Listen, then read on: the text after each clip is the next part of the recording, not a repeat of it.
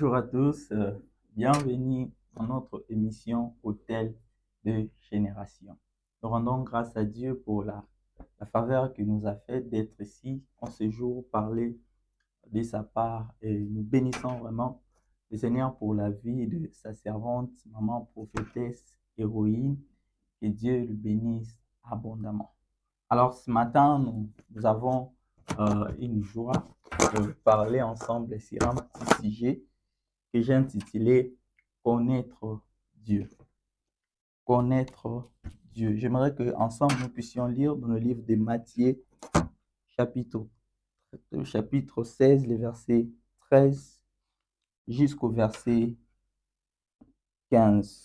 Nous lisons au nom de Jésus. Matthieu chapitre 16, verset 16 plutôt, un 13e verset jusqu'au 15e. Je lis au nom de Jésus. Jésus étant arrivé dans le territoire de Césarée de Philippe, demanda à ses disciples, qui dit-on que je suis, moi, le Fils de l'homme? Il répondit, les uns disent que tu es Jean-Baptiste, les autres Élie, les autres Jérémie, ou l'un des prophètes. Et vous, leur dit-il, qui dites-vous que je suis? Simon répondit, tu es le Christ, le Fils de Dieu vivant. Jésus reprenant la parole lui dit, tu es heureux Simon, fils de Jonas, car ce ne sont pas la chair ni le sang qui t'ont révélé cela, mais c'est mon Père qui est dans le lieu céleste qui t'a révélé. Et moi je te dis que tu es Pierre, et que sur cette pierre je bâtirai mon église, et que le séjour des morts ne prévaudront point contre elle. Parole du Seigneur. Nous allons encore lire un autre verset, Osée 6, les versets 6. Osée chapitre 6, verset 6. La Bible déclare, car c'est Dieu qui est en train de parler, car j'aime la piété et non les sacrifices, et la connaissance de Dieu plus que l'holocauste. Alléluia. Soyez les bienvenus dans cette émission Hôtel de Génération. Alors, je me présente, je m'appelle Novich Chris Wangombo. Alors, ce matin, j'ai cette responsabilité de vous parler de la part du Seigneur et ensemble, nous serons en train de parler sur un sujet merveilleux que j'ai intitulé Connaître Dieu. Connaître Dieu. Connaître Dieu, déjà, dans le sens normal, il n'y a pas un homme qui connaît Dieu parce que il n'y a pas un cours où on entre pour connaître Dieu. Connaître Dieu, c'est un mystère. Lorsque je parle de connaître Dieu, déjà avant d'arriver là, j'aimerais déjà nous donner la définition de la connaissance. La connaissance est définie comme l'ensemble des informations, des compétences et les compréhensions que nous acquérons au fil du temps par l'expérience. La connaissance est définie comme l'ensemble des informations ou des compétences et des compréhensions que nous acquérons au fil du temps par l'expérience. En vrai dire, il n'y a pas une école où on entre pour connaître Dieu, mais on peut connaître Dieu par par des compréhensions, on peut connaître Dieu par l'expérience personnelle. Alors, quand je parle de connaître Dieu, en réalité, pour arriver jusqu'au niveau de connaître Dieu, nous devons passer par des étapes. Nous devons passer par beaucoup d'étapes. Déjà, l'homme, quand il est né, l'homme est né ignorant. L'homme ne connaît pas parce que ça commence par l'ignorance. L'homme est né ignorant. Et après les temps, il va recevoir des informations. Après les informations, c'est là qu'il va recevoir la connaissance. Parce qu'il y a une différence entre les informations et la connaissance. Et après cela, l'homme va recevoir ce qu'on appelle l'expérience. En force de vivre, il va commencer à avoir une expérience particulière. Alors moi aussi, je prie ce matin qu'en force de vivre avec le Seigneur, que tu puisses avoir une expérience particulière avec le Seigneur. En force de demeurer devant la présence du Seigneur, en force de chercher le Seigneur, que tu comprennes les choses de Dieu, pas comme tout le monde.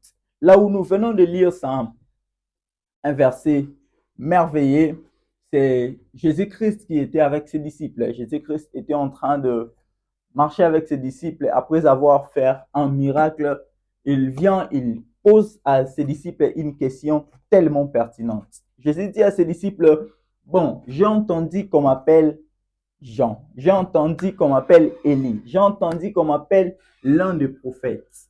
Alors, selon vous qui êtes mes disciples, qui dites-vous que je suis?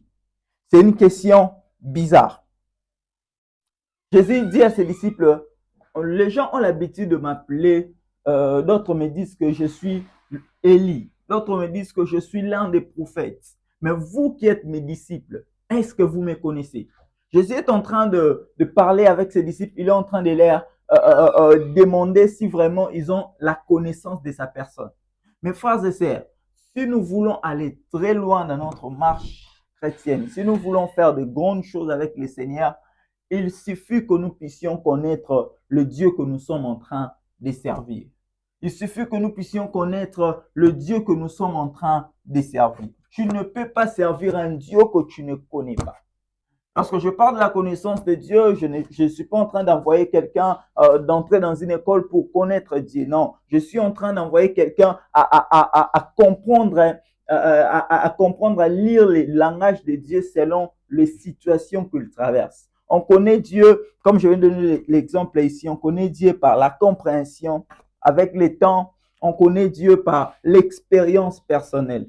Si tu veux rencontrer Dieu, si tu veux connaître Dieu, tu dois vivre une expérience personnelle. Tu dois avoir une expérience personnelle. Parce que nous avons 4 types de connaissances. Nous avons la connaissance déclarative. La connaissance déclarative est basée sur le fait de savoir quoi exprimer par le mot. La connaissance déclarative, c'est savoir qu'est-ce que tu exprimes par les mots. Comme je suis en train de parler comme ça, je suis en train de vous transmettre une connaissance déclarative. Le deuxième type de connaissance, c'est ce qu'on appelle la connaissance procédurale.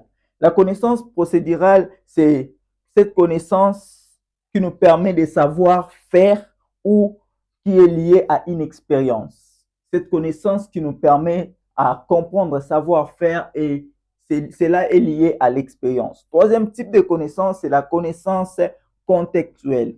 C'est une connaissance qui nous permet de comprendre, de savoir comment et quand appliquer devant une situation. C'est comme quelqu'un qui est devant un défi, qui est devant un problème et il cherche à trouver une solution pour quitter ces problèmes-là. C'est ce qu'on appelle la connaissance contextuelle. C'est le fait de savoir comment et quand appliquer dans une situation. Le quatrième type de connaissance, c'est la connaissance tacite. C'est une connaissance qui est basée sur un savoir. C'est une connaissance qui est difficile à exprimer, souvent acquise par l'expérience personnelle. Cette connaissance, c'est une connaissance qui est difficile à exprimer. Des fois, on a cette connaissance-là par des expériences personnelles. Plus tu as des expériences avec le Seigneur, plus tu augmentes le niveau de cette connaissance-là. Ce qu'on appelle la connaissance tacite. C'est comme là où nous venons de lire dans le livre de Matthieu. Jésus-Christ vivait avec ses disciples. Jésus-Christ partageait des bons moments avec ses disciples. Mais il s'est rendu compte que mes disciples, bien qu'ils sont mes disciples, mais ils ne me connaissent pas. Il est possible aussi que Dieu m'envoie en ce jour en te disant que peut-être tu pries, peut-être tu cherches Dieu, peut-être tu gênes, mais il est possible que tu ne connais pas le Dieu dont tu es en train de prier. Jésus-Christ pose à ses disciples la question, il est en train de leur interroger, il leur dit, les autres sont en train de m'appeler tel. Vous maintenant qui êtes mes disciples, selon vous, je suis qui? Et bien aimé, si Dieu était en train de te poser cette question aujourd'hui en te demandant, est-ce que tu le connais? C'est une question simple, mais très profonde. Est-ce que tu connais Dieu? Est-ce que quelqu'un peut se lever et en train de dire devant les gens que je connais Dieu? Comment on connaît Dieu? Pour dire aux gens que je connais Dieu, ça arrive comment? Qu'est-ce que tu as vécu qui t'a poussé à connaître Dieu? Ainsi, Job pouvait dire et dire, mes oreilles ont entendu parler de toi, mais maintenant mon œil t'a vu. Donc, Job vivait à un niveau de connaissance où il entendait juste. Mais il est arrivé à un niveau où cette connaissance-là n'était pas seulement la connaissance qu'il entendait, mais c'était une vie pratique. Je prie pour quelqu'un en ce jour au nom de Jésus. Que Dieu te fasse quitter le niveau de seulement entendre, mais que tu puisses arriver au niveau de commencer à vivre une expérience personnelle avec le Seigneur. Une expérience personnelle avec le Seigneur. Mes frères et sœurs, quand on ne connaît pas Dieu, c'est comme si on est en train d'entrer dans une pharmacie pour acheter la chikwang. C'est bizarre parce que on ne vend pas la chikwang dans une pharmacie. Et comment ça fait-il que tu entres dans une pharmacie pour acheter la chikwang? C'est que parce que tu ne connais pas. Le problème ici, c'est parce que tu ne connais pas là où on vend la chose ou parce que tu ne connais pas la valeur de la chose. Plusieurs enfants de Dieu sont comme ça. Ils sont en train de prier le Dieu qu'ils ne connaissent pas. Ils sont en train de chercher le Dieu qu'ils ne connaissent pas. Ils sont en train de chercher à prier, à faire des requêtes qu'ils ne maîtrisent pas. C'est comme si on est en train de t'envoyer dans une maison. On te dit, va dans cette maison, entre dans cette maison, dans cette parcelle, appelle-moi une personne qui s'appelle Grady. Imagine, peut-être la personne là a 10 ans d'âge, mais yoza mukolo. Alors on t'envoie, on te dit que ne robenga ya Grady na kata lupa mwana. Et yo pe lokolo ebi ya Grady en moté au kota, tu entres, tu appelles Kokoko, bonjour, na oluka ya Grady.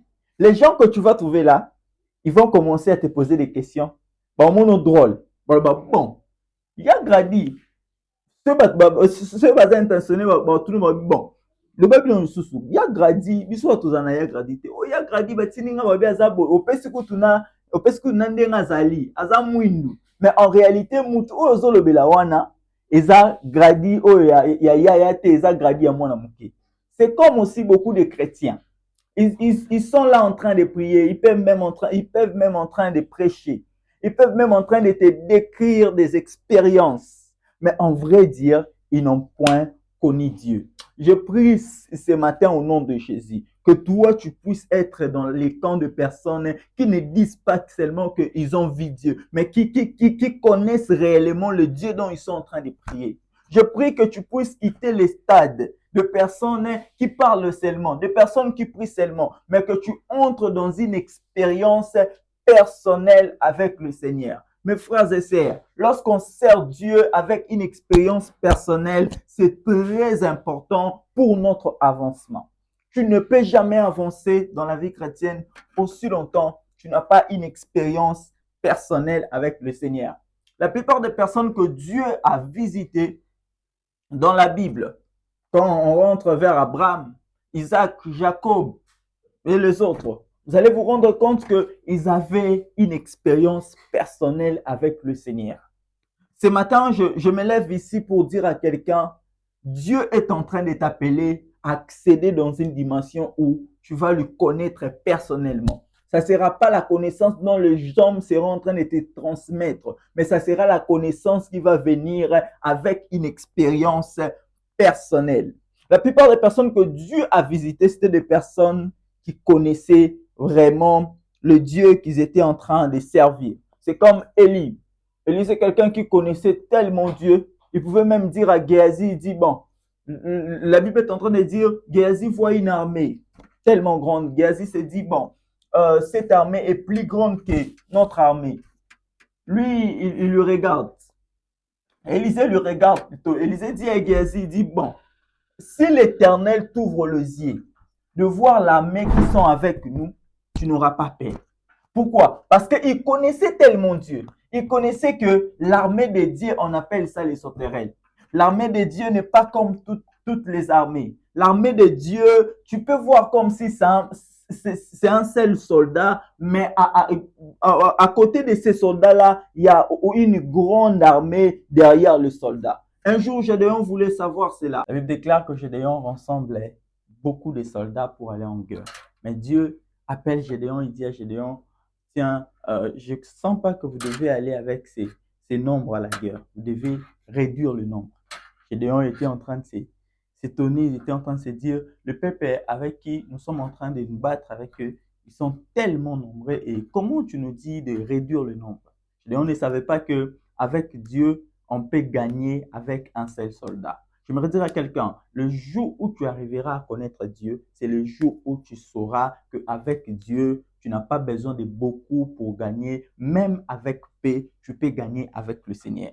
Quand je parle de connaître Dieu, il y a deux choses à savoir. Ce que nous devons savoir, c'est quoi? C'est que la connaissance de Dieu nous permet à savoir quand poser une action et quand faire et que faire devant une situation. Je reprends. La connaissance de Dieu nous permet à savoir quand poser une action et que faire devant une situation. Quand on connaît Dieu, c'est comme si Dieu nous apprend à connaître comment on doit faire devant une situation. C'est comme Élie. Élie devant le prophète de Baal, Élie, parce qu'il connaissait que le Dieu qu'il sert, c'est un Dieu qui se manifeste par les faits.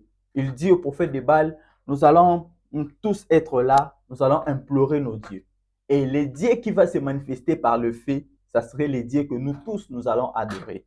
C'est quelqu'un qui connaît Dieu. Il connaît tellement, il connaît Dieu, il sait que lorsque Dieu fait face à un défi, qui demande à ce que son nom soit glorifié, il se glorifie toujours.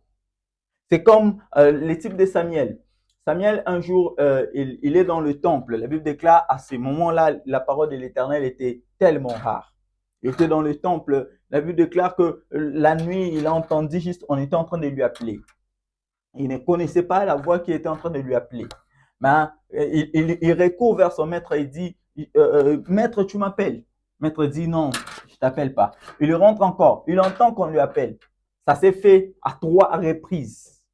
Et la 4e fois, Samuel est rentré vers son maître et dit, tu m'as appelé. Le maître a dit, bon, je sais, je connais cette voix. Quand c'est répétitif, c'est que c'est Dieu. Quand on connaît Dieu, on connaît qu'est-ce qu'il faut faire devant une situation. C'est ainsi le maître de Samuel a dit à Samuel, cette fois-ci, si on t'appelle, réponds, me voici, Éternel, parle à ton serviteur. Connaître Dieu, c'est connaître qu'est-ce qu'il faut faire devant une situation. Qu'est-ce qu'il faut faire? Un jour, David se réveille un bon matin et il dit, je vais construire un temple pour mon Dieu. La Bible déclare que alors que David voulait construire le temple pour son Dieu, Dieu vient lui interpeller. Il dit, David, ce n'est pas toi qui vas construire mon temple, mais c'est ton fils Salomon qui va le construire. La Bible déclare, les commentateurs sont en train de dire que si vous calculez des minutes là, vous allez vous rendre compte que c'est comme si David, il a pris la pensée dans 1 minute et 1 minute, 20 secondes, Dieu est venu pour lui parler que ce n'est pas lui qui va construire cela. Quand on connaît Dieu, on arrive à comprendre qu'est-ce qu'il faut faire devant une situation. Alors, mon objectif ce matin, lorsque je suis en train de nous pousser à connaître Dieu, c'est que je suis en train de nous pousser à être conscient devant n'importe quelle situation que vous serez en train de rencontrer, que vous puissiez savoir quelle est la bonne méthode. Qu'est-ce que je dois faire? Devant tel défi, quelle est la bonne méthode? Quelle est la sagesse que je dois appliquer? Il y a plusieurs personnes qui partent à l'encontre de leur destinée parce qu'ils ne savent pas, devant un défi, qu'est-ce qu'ils doivent faire. Parce qu'ils ne savent pas, devant un problème, quelle est la méthode la plus importante à appliquer devant ces problèmes-là. Un jour, David vient donner juste les pains à ses frères, mais il ne savait pas qu'il y avait un défi qui était là.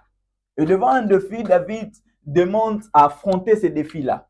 Les gens étaient en train de lui appeler un orgueilleux. Ils disaient qu'on connaît ton orgueil. Même ses propres frères étaient en train de lui appeler un orgueilleux. Mais David connaissait Dieu. Tellement il connaissait Dieu, il connaissait que le Dieu que je sers, il n'aime pas que quelqu'un puisse blasphémer à ce qui concerne son nom.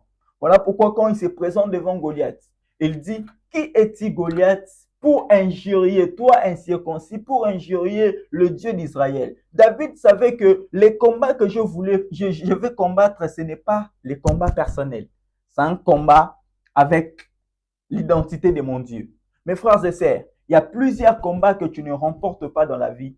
Ce n'est pas parce que tu ne sais pas comment combattre, mais c'est parce que tu appliques la mauvaise solution devant tes combats. Et je prie ce matin que Dieu te remplit de sa connaissance afin de pouvoir appliquer des bonnes actions devant n'importe quelle situation que tu seras en train de traverser. Il y a des avantages de connaître Dieu. Nous avons plusieurs avantages de connaître Dieu. Pourquoi je nous parle de connaître Dieu? Pourquoi nous devons connaître Dieu? Il y a des avantages à connaître Dieu. Premièrement, lorsqu'on connaît Dieu, ça te distingue des autres. La connaissance de Dieu te distingue de ta génération. Celui qui connaît Dieu, il est distingué des autres. Un jour, Jésus est en train de poser à ses disciples, ils étaient au nombre de 12. Avant, ils étaient au nombre de 70. Avec le temps, les autres se sont retirés, ils étaient restés au nombre de 12. Il pose à ses 12 disciples la question, il leur dit, les hommes sont en train de dire que je suis Élie.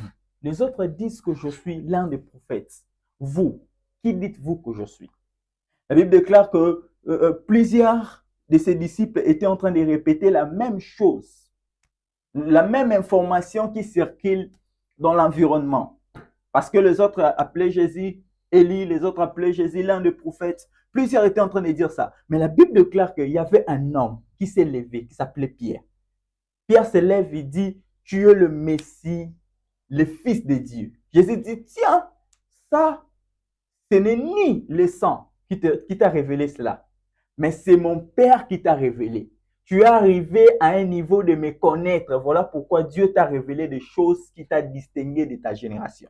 Alléluia. Est-ce que je parle à quelqu'un? Je suis en train de dire à quelqu'un que lorsque tu connais Dieu, Dieu fera en sorte que tu sois distingué de ta génération. Le jour-là, les clés de l'église n'étaient pas données à un autre disciple, étaient données à Pierre. Pourquoi seulement Pierre? Parce que Pierre avait atteint un niveau de connaître Dieu différemment que les autres. Je prie au nom de Jésus que Dieu t'amène à une dimension de lui connaître différemment que les autres. Les autres ont parlé de Dieu, mais je prie que tu sois la voix de cette génération qui va apporter un réveil à ce qui concerne la connaissance de Dieu. Les hommes ont connu Dieu, mais je prie que ta connaissance de Dieu te distingue avec ta génération. On peut être tous des jeunes, mais on ne connaît pas Dieu de la même façon. On peut être tous en train de prier, mais on ne prie pas de la même façon. Nos prières n'ont pas les mêmes exaucements. L'Éternel exauce des prières qui ont un soubassement de la connaissance.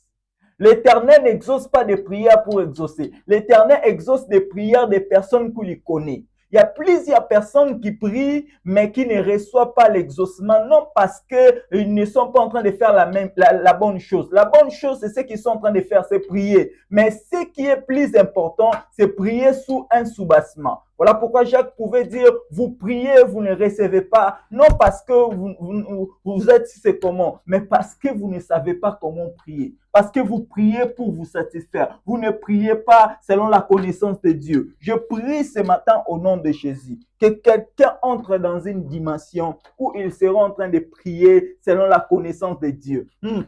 Vous savez, lorsque tu pries selon la connaissance de Dieu, les hommes seront toujours étonnés du résultat que tu auras. Les hommes seront toujours étonnés du résultat que tu auras. On peut être devant le même défi. On peut être en train de prier le même Dieu, mais l'exaucement ne sera pas de la même façon. Je prie pour quelqu'un au nom de Jésus. À chaque fois que tu seras en train de prier, que tu pries selon la connaissance de Dieu, afin que cette connaissance apporte auprès de toi l'exaucement dans tes requêtes au nom de Jésus. Voilà pourquoi Jésus, parce qu'il connaissait Dieu, il pouvait être devant la tombe de Lazare. Il n'est pas en train de faire une longue prière. Il sait que lorsque je suis devant la tombe de Lazare, ce qui est important ici, c'est que les hommes sont venus pour que la gloire de Dieu se manifeste. Voilà pourquoi il a même précédé à ses disciples et les a dit que la maladie de Lazare, ce n'est pas pour lui amener à la mort, mais c'est pour que la gloire de Dieu se manifeste. Lorsqu'il se retrouve devant la tombe de Lazare, il ne fait pas de longues prières. Jésus est en train de faire une prière très simple, mais tellement profonde. Jésus est en train de dire à Dieu, il dit, Père, je te glorifie parce que tu m'exauces toujours.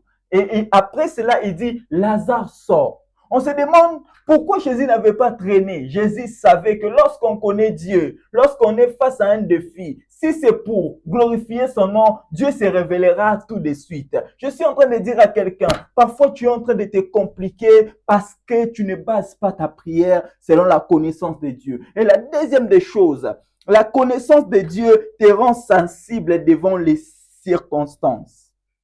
La connaissance de Dieu te rend sensible devant les circonstances. C'est comme l'exemple que je venais de donner ici, Élie et Géasi. Ils sont devant une circonstance. Mais parce que l'un connaissait Dieu, l'autre ne connaissait pas Dieu. L'autre là était confus. Mais Élisée était tellement constant parce qu'il connaissait le Dieu qu'il sert. La connaissance de Dieu te rend sensible devant les circonstances. Élie pour implorer la pluie parce qu'il connaissait Dieu, il était sensible de comprendre. Il a demandé, il a dit, va regarder d'abord si tu vois un signe. Son serviteur est en train de courir, il revient, lui dit, je vis juste une pomme de main. Il dit, bon, ok, c'est parti, on part, la pluie va descendre. On se pose la question, comment Élie savait que la pluie devait descendre? Il n'a pas vu la pluie, il a juste vu un signe. Parce qu'il connaît Dieu. Il connaît que quand Dieu montre ces signes, c'est que ces signes ne viennent pas en vain. Je suis en train de dire à quelqu'un, il est important de prier selon la connaissance de Dieu. Une personne qui prie en connaissant Dieu, c'est une personne qui n'a pas l'exaucement que tout le monde. Élie pouvait regarder, il voit juste une pomme de main. Et regarde, ce n'est pas lui qui voit cela. Son serviteur vient lui dire, dit, je vois une nuée comme une pomme de main. Il dit, ok, on descend. Dieu a déjà exaucé. Et quand il a parlé, quand il était en train de descendre, il y a eu la pluie. On se pose la question, qu'est-ce que Élie avait fait? Parce que Élie avait connu Dieu. Parce que Élie connaissait Dieu. Alors, quand on connaît Dieu, ça nous rend sensibles devant les circonstances. La troisième des choses, la connaissance de Dieu oriente nos prières. Lorsqu'on connaît Dieu, nos prières sont bien canalisées. On ne prie pas comme tout le monde. On prie différemment. Lorsqu'on connaît Dieu, on sait que s'il faut choisir les disciples, je dois passer toute la nuit à la montagne pour prier. Mais s'il faut guérir Lazare, il ne suffit pas seulement de beaucoup prier. Il suffit juste d'être conscient de mon alliance avec le Seigneur et je vais lui implorer, il va descendre. Il y a des situations dont ça demande à ce que nous puissions briller longtemps. Mais il y a des situations, ça ne demande pas de longues prières. Jésus avait cet équilibre-là. Il savait que de telles situations, ça change comme ça. Il pouvait être devant un aveugle nœud. Les disciples viennent, ils posent à Jésus la question, il dit, cet homme est aveugle. C'est parce que lui, il a péché ou ses parents. Jésus dit, non, cet homme n'est pas aveugle parce qu'il a péché. Mais c'est enfin que les œuvres de Dieu se manifestent. C'est ainsi quand il a guéri l'aveugle. Il lui a guéri stratégiquement. Il lui a guéri pour que les œuvres de Dieu se manifestent. Il a pris le salive, il a accumulé avec la boue, il a enfoncé dans les yeux de l'aveugle. Il lui a dit, va te laver dans le Siloé. Le nom qui signifie envoyer. Mes frères et sœurs, quand on connaît Dieu, la connaissance de Dieu oriente nos requêtes. J'ai vu des jeunes en train de prier, en train de faire des requêtes, en train de demander à Dieu des choses qu'eux-mêmes ne sont pas en train de maîtriser. J'ai vu des personnes en train de demander à Dieu des choses qu'eux-mêmes n'ont pas la connaissance de la chose. J'ai vu des personnes en train de demander à Dieu la gloire, eux-mêmes n'ont pas l'humilité pour supporter cette gloire. J'ai vu des personnes en train de demander à Dieu des nations, eux-mêmes n'ont pas le cœur pour supporter les gens. Mes frères et sœurs, quand tu connais Dieu, tu feras des prières que Salomon a fait. Salomon n'a pas demandé la richesse à Dieu. Salomon a demandé l'intelligence et la sagesse. Parce qu'il savait que quand je demande l'intelligence et la sagesse m'apportera des richesses. Je suis en train de dire à un jeune, dans cette génération, l'Éternel a besoin que tu lui connaisses afin que tes prières soient orientées. Si tu ne connais pas Dieu, tes prières ne seront pas orientées. Il y a beaucoup de personnes qui prient, mais qui ne sont pas exaucées parce que la prière n'est pas orientée. On se pose une grande question, on se dit, lorsque Jésus parlait des démons, pourquoi il a utilisé seulement le verbe chasser? Jésus pouvait dire, vous allez brûler les démons. Mais pourquoi il a utilisé le verbe chasser? Pourquoi? Une personne qui connaît Dieu, il connaît que quand un démon part, c'est pour partir.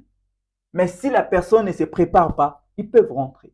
Une personne qui connaît Dieu, il sait comment prier. Après avoir chassé un démon, il prépare son cœur pour que quand le démon va rentrer, qu'il ne trouve pas la place d'entrée. Alors, une personne qui ne connaît pas Dieu, il sera juste en train de chasser les démons. Il y a beaucoup de personnes qui ont chassé des démons et ces démons-là sont revenus dans leur corps. Tu as chassé un démon dans le corps d'une autre personne, mais c'est revenu dans ton propre corps. Pourquoi? Parce que tu ne connais pas Dieu. Tu ne connais pas que lorsqu'on fait ça, la meilleure des choses à faire, c'est fermer des portes pour que quand le démon va revenir, tu ne puisses pas trouver accès. Alors, ce matin, je prie pour quelqu'un. Si tu n'arrivais pas à connaître Dieu, s'il y avait des choses qui te frôlaient, je prie ce matin que Dieu t'amène dans une dimension à le connaître différemment. Tu as connu Dieu, on t'a parlé de Dieu. Ce qu'on t'a parlé jusque-là, ce sont des informations.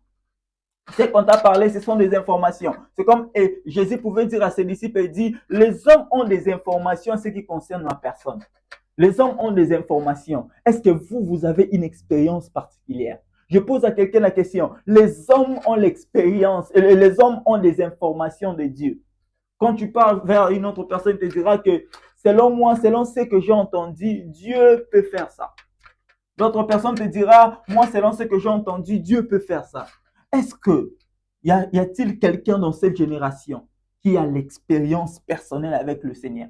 Le jour où tu auras l'expérience personnelle avec le Seigneur, même ta façon de prier va changer. Le jour où tu auras l'expérience personnelle avec le Seigneur, des choses qui étaient comme un frein pour toi va devenir des choses qui vont te pousser à aller en avant. Le jour où tu auras la connaissance personnelle avec le Seigneur, c'est le jour où les clés de l'Église te seront données. Jésus-Christ attendait seulement le jour-là pour donner les clés de l'Église à Pierre.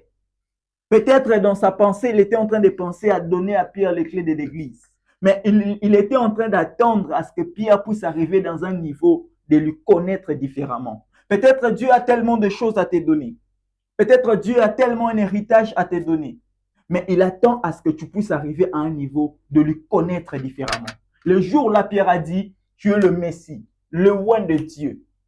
Jésus a dit, ok, maintenant tu as grandi, tu as compris, tu as vécu une expérience personnelle avec moi. Maintenant, je te montre ta vraie identité. Tu n'es pas n'importe qui, tu es Pierre. Sur cette même pierre, je bâtirai mon église. Mes frères et sœurs, le jour où tu arrives à connaître Dieu, c'est le jour où Dieu te donne des promesses liées à ta destinée. Le jour où Dieu te révèle des choses liées à l'avenir. Il y a plusieurs personnes qui marchent dans leur avenir sans pour autant savoir ce à quoi ils sont appelés à accomplir. Tu vis ici sur la terre pour accomplir une mission. Mais il y a beaucoup de personnes qui passent à la contre de leur mission parce qu'ils ne connaissent pas Dieu. Ils ne connaissent pas comment Dieu fonctionne. Ils n'ont pas une expérience personnelle avec le Seigneur. Je prie que Dieu t'amène à un niveau de lui connaître personnellement. Ça ne soit pas des informations que tu as entendues auprès des gens. Job pouvait dire, mes oreilles ont entendu parler de toi. C'est que les hommes ont l'habitude de parler de Dieu. Mais maintenant, mon œil t'a vu. La plus grande dimension d'un chrétien, c'est quand il arrive dans une dimension de vivre Dieu personnellement, de rencontrer Dieu personnellement. Car dans l'école de Dieu, le premier de la classe n'est pas seulement celui qui a beaucoup de points. Dans l'école de Dieu, le premier de la classe n'est pas celui qui a beaucoup de points, mais c'est celui qui a compris la leçon. Mes frères et sœurs, tu veux aller loin avec le Seigneur, tu dois comprendre la leçon par la connaissance de Dieu.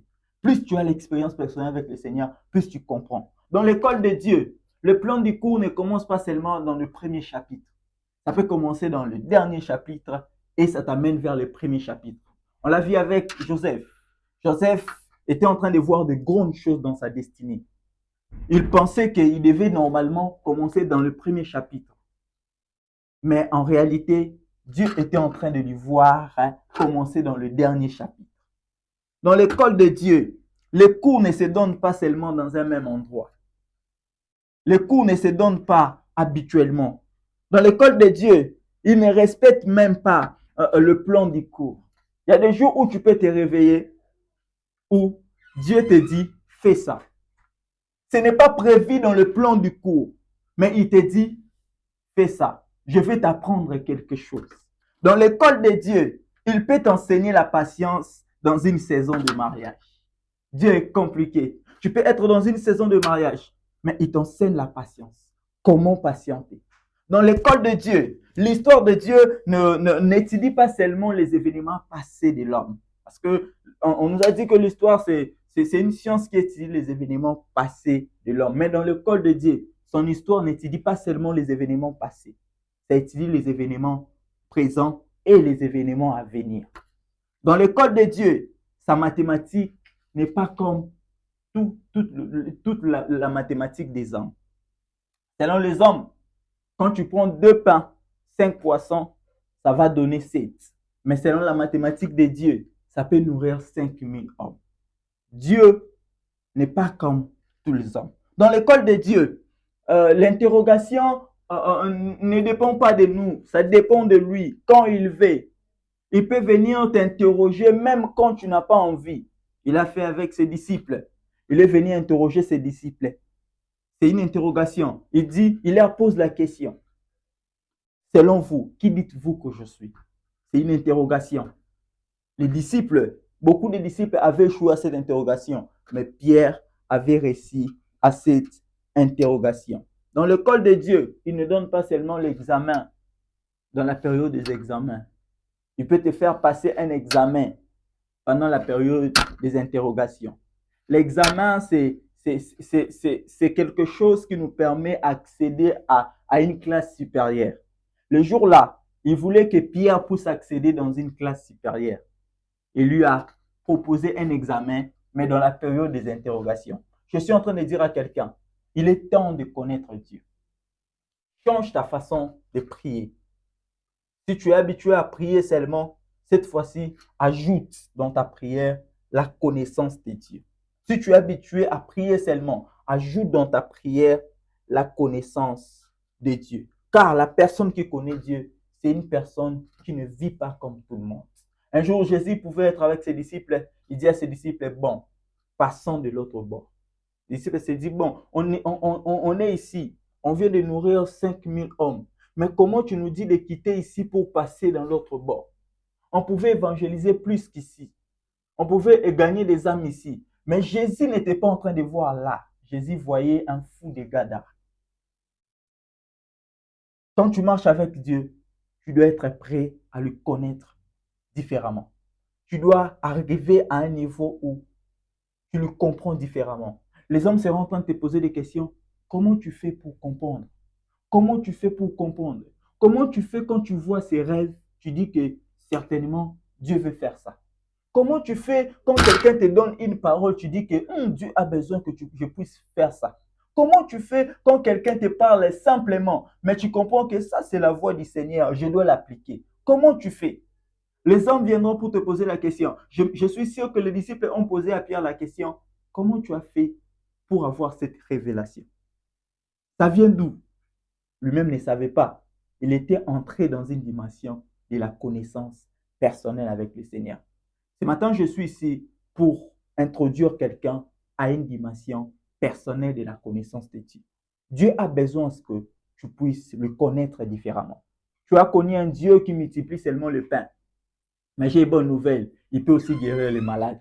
Tu as connu un Dieu qui te donne seulement de l'argent.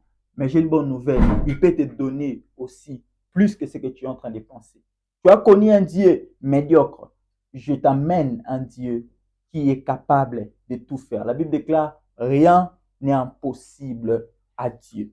Il est tout puissant, tout suffisant. Alors ce matin, si quelqu'un peut prier avec moi en disant à Dieu, je viens d'écouter ta parole, mais apprends-moi à te connaître.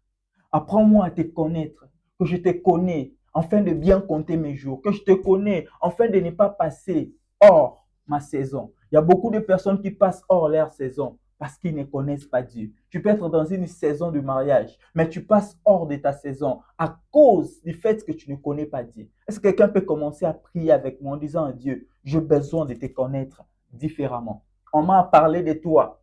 On m'a dit que tu peux faire ça. J'ai besoin de le vivre dans ma vie. J'ai besoin que mon ministère puisse te connaître différemment. J'ai besoin de te connaître différemment. Entrer dans une nouvelle dimension. Là où tu es, si tu peux commencer à prier avec moi. Et après, je vais prier pour vous. En disant, oh Dieu Seigneur, j'ai besoin de te connaître. pendant 2 minutes, commence à prier à Dieu, disant à Dieu, Seigneur, j'ai besoin de te connaître différemment.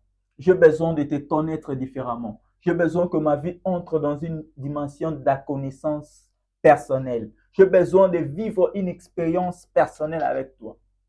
J'ai besoin de te connaître différemment, afin que mes prières soient orientées, afin que mes requêtes soient orientées, afin que je sois distingué avec ceux de ma génération, afin que je puisse aller en avant, afin de pouvoir accomplir ce dont tu as besoin que je puisse accomplir. Je vais prier pour vous. Seigneur éternel Dieu des armées, je prie pour ton peuple, je prie pour mon frère, ma sœur qui est en train de nous suivre en ces moments. Seigneur, il est possible que tu as envoyé cette parole pour lui, afin de lui permettre d'accéder à une nouvelle dimension avec toi. Seigneur, les hommes nous ont parlé de toi. Les gens nous ont parlé de leur expérience avec toi. Mais je prie pour quelqu'un qui est en train de nous suivre. Permets-lui de te connaître différemment. Permets-lui de vivre une expérience particulière avec toi. Permets-lui de te connaître différemment. Il a entendu parler de toi comme Job. Maintenant, permets à ce que ses yeux puissent te voir. Que sa vie puisse entrer dans une nouvelle dimension de la connaissance de Dieu. Que Dieu t'amène dans une nouvelle dimension. Que Dieu oriente tes prières. Que Dieu te distingue avec ceux de ta génération. Seigneur, merci pour ta parole. Merci pour ton orientation. Merci pour cette parole que tu nous as envoyée. Permets à ce que ça puisse entrer dans nos cœurs afin de pouvoir produire des fruits, afin que nous puissions témoigner ta grandeur. Tu es bon, merveilleux en tout temps, en tout moment. Nous voulons te connaître. Voilà, nous voici devant toi. Apprends-nous à te connaître. Apprends-nous à connaître tes voies. Apprends-nous à connaître comment prier. Apprends-nous à connaître comment distinguer. C'est ça, que ça, c'est notre saison. Ça, ce n'est pas notre saison. Au nom de Jésus, fais-nous grâce. Au nom de Jésus que nous avons prié. Ensemble, nous disons merci Seigneur Jésus. Alléluia. Que Dieu nous bénisse abondamment. Et je crois que le Seigneur est en train de commencer une nouvelle histoire avec quelqu'un. Je crois que le Seigneur est en train d'introduire quelqu'un dans une nouvelle dimension, de connaître sa voix, de connaître comment il fonctionne, de connaître comment il fait ses choses. Il est important lorsque tu marches avec le Seigneur de comprendre comment ton Dieu fonctionne.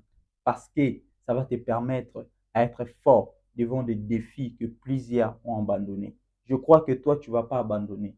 Je crois que toi, tu vas aller jusqu'au bout. Parce que Dieu vient de t'introduire dans une dimension de le connaître personnellement. Que Dieu nous bénisse abondamment. Merci de nous suivre. Merci de disposer votre temps afin de nous suivre. Nous disons merci à la prophétesse héroïne pour cette marque de confiance. Et nous disons merci à toute personne qui travaille avec lui. Que Dieu nous bénisse abondamment et merci beaucoup.